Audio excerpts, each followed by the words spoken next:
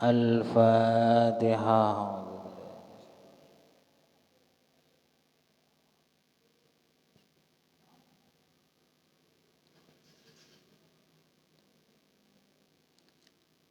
Bismillahirrahmanirrahim. Qala al-muallif rahimahullahu ta'ala wa nafa'ana bi'ulumihi fid dharain amin. Masih di bab cinta karena Allah bagian yang keempat. Kemarin sudah dijelaskan menurut hadis muttafaqun alaih. Ada 7 orang yang dilindungi oleh Allah di hari kiamat, di saat semua manusia itu sibuk, takut, dan bingung. Pada saat itu jangankan manusia biasa, Nabi Muhammad, Nabi yang lain semuanya takut, bingung. Tapi 7 orang pada saat itu dilindungi oleh Allah, dipayungi, diberi suasana yang dingin, yang tenang ketika hari kiamat. Sekarang hadis yang ketiga, wa anhu, dari Abu Hurairah, qala Rasulullah sallallahu alaihi wasallam. Ini perhatikan baik-baik, insyaallah ini mudah dan balasannya dari Allah Subhanahu wa taala luar biasa. Tidak diberikan kepada siapapun kecuali orang ini. Mudah sekali kita bisa melakukan, bahkan sudah melakukan, cuman perlu ditata niatnya. Nabi bersabda, innallaha ta'ala yaqul yaumal qiyamah. Allah Ta'ala berfirman yaumal qiyamah, di hari kiamat. Apa firman Allah Ta'ala di hari kiamat? Ainal mutahabbuna bijalali. Siapa orang yang saling cinta dengan keagungan saya? Saling cinta ini bukan hubungan suami istri, bukan. Ya, sama-sama laki, sama-sama perempuan. Saling suka, bukan saling membenci. Makanya kalau punya teman yang selama ini berteman bukan karena harta, bukan karena tahta, bukan karena pemberian, ini diniati. Niat saling suka karena Allah Ta'ala. Apa kata Allah Ta'ala setelah mencari di mana orang yang saling cinta? Hanya karena saya. Jadi Allah Ta'ala mencari. Apa? Kenapa kok dicari? Al-yawma uzilluhum fi zilli yawma la zilla illa zilli. Rawahu Muslim. Pada hari itu saya akan memberikan perlindungan, memberikan payung. Pada saat itu tidak ada payung atau perlindungan kecuali perlindungan dari saya. Jadi dekengan pusat kalau bahasa anak sekarang.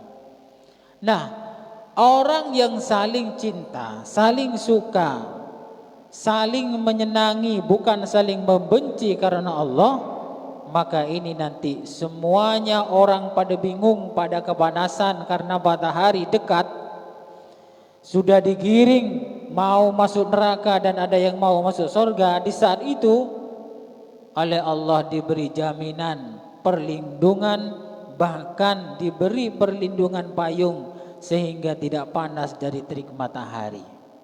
Mudah ini, yang biasa sudah berteman, saling berkunjung, niati lillahi ta'ala, bukan karena harta atau tahta atau pemberian. Niati, entah itu teman pertanian, teman bisnis, teman kerja, teman kantor, teman berjamaah, niati biar dapat ini jaminan perlindungan khusus dari Allah Subhanahu wa taala nanti di akhirat. Hadis yang keempat ini perhatikan baik-baik, lebih berhati-hati kita ini. Wa anhu, dari Abu Hurairah radhiyallahu anhu, qala Rasulullah sallallahu alaihi wasallam, walladzi nafsi biyadihi la tadkhulul jannata hatta tu'minu.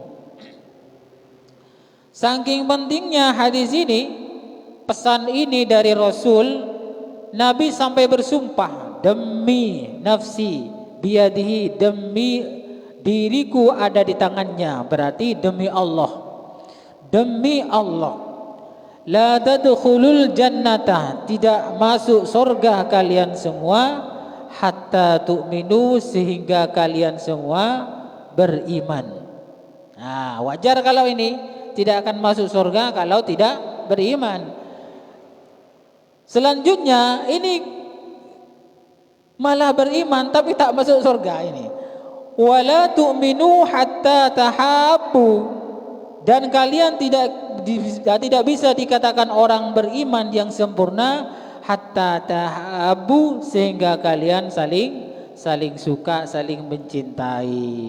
Intinya walaupun beriman kepada Allah tapi saling membenci, saling menghina, meremehkan, merendahkan, tidak masuk surga.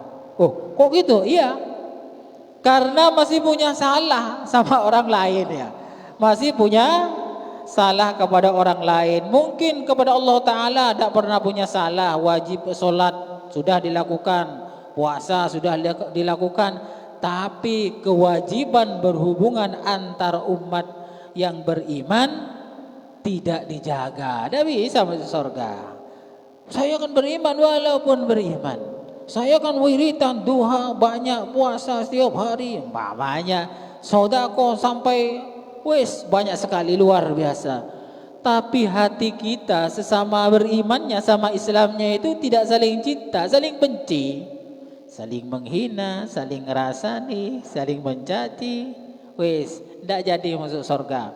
Bisa masuk surga kalau sudah disiksa dulu, habis dosa-dosanya yang berhubungan dengan sesama umat Islam. Makanya saya sudah sering berkali-kali, kita kadang salah kaprah ya. Wiridan banyak, sholat sunnahnya banyak ya, kemana-mana mungkin bawa tasbih, tahajudnya banyak sampai dahinya hitam, tapi hatinya kotor ya, bosoi, semua itu bisa jadi hangus pahalanya gara-gara dosa kita kepada orang lain, tidak saling kasih sayang, saling ngerasani, saling mencaci, saling menghina. Buat apa? Saya gimana ini? Sudah sering ibadah, sudah sering doa, puasa, bagaimana? Lanjutkan. Ketika kita saling menghina, saling mencaci, saling meremehkan, tambah tidak punya ibadah sunnah ya tambah tekor, bisa jadi pahalanya ada punya, dosanya yang banyak. Jadi tetap dilanjutkan kebaikannya yang lebih baik, kemudian kita berubah, kejelekannya itu dihilangkan, jangan dilakukan lagi. Ini sudah jelas, la tadkhulul jannah hatta tu'minu, kalian tidak akan masuk surga hingga kalian itu semua beriman. Dan orang yang beriman tidak dikatakan iman yang sempurna sehingga dia saling cinta. Ya intinya kalau iman kita ini masih pes-tepes ya, masih suka membenci, ya tidak masuk surga. Tunggu dulu, jangan maturun ekor sepkada ya, ekor ya. Jangan makai ini penceramah hulur baru selesai masuk surga. Ya kalau kita mau masuk surganya minta digulur gelu ya terserah ya, terserah. Yang jelas di sini kalau sudah kita beriman, maka tanda-tandanya orang beriman saling mencinta, bukan saling mencaci, saling menghina, saling ngerasani. Tak kerasa ya, tak terasa ngerasani orang, mencaci orang sampai berjam-jam. Tahu-tahu kopi semorong sobung, rokok do tepak sobong. Rokok kopi hilang, pahala juga hilang, dosa yang menumpuk. Nah, ini perlu dirubah kalau ingin menjadi lebih baik. Awala adullukum ala syai'in idza fa'altumuhu tahabbabtum. Apakah tidak aku tunjukkan kepada kalian ketika kalian melakukan sesuatu kalian saling cinta. Jadi di sini Rasulullah sudah memberikan penjelasan bahwa ada sesuatu yang bisa membuat saling cinta. Apa? Afsa'us salam bainakum, yaitu saling uluk salam. Rawahu Muslim, hadis riwayat Muslim. Masa sih orang uluk salam itu bisa membuat saling cinta? Kalau tidak percaya, buktikan nih, buktikan. Ketika kita saling bermusuhan, coba satu itu ada yang nyapa, Assalamualaikum. Nah, pasti tidak enak mau menolak. Waalaikumsalam. Nah, tidak enak ngomong begitu, pasti Waalaikumsalam. Walaupun hatinya itu tidak enak, hatinya pegel ya. Atau udah uluk salam, amit nun sewu, padahal yang diamit itu lagi marahan kepada kita, pasti jawab ya, walaupun tidak enak.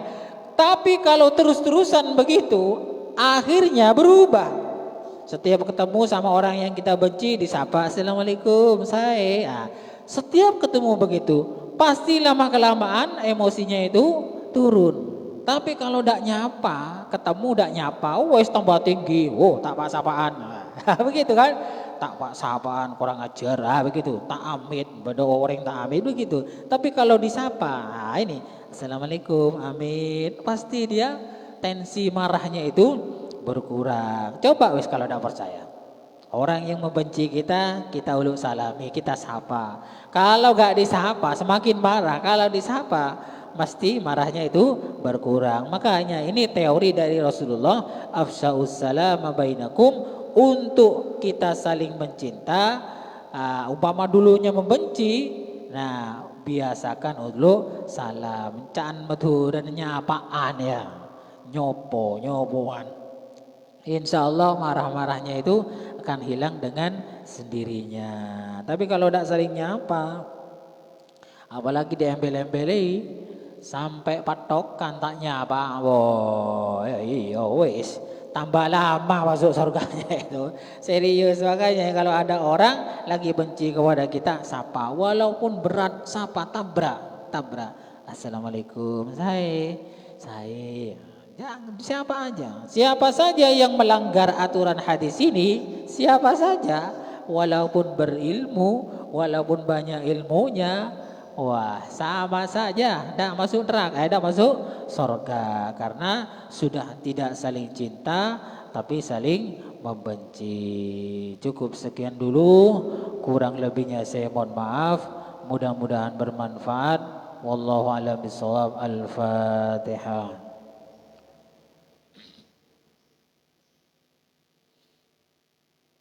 Assalamualaikum warahmatullahi wabarakatuh.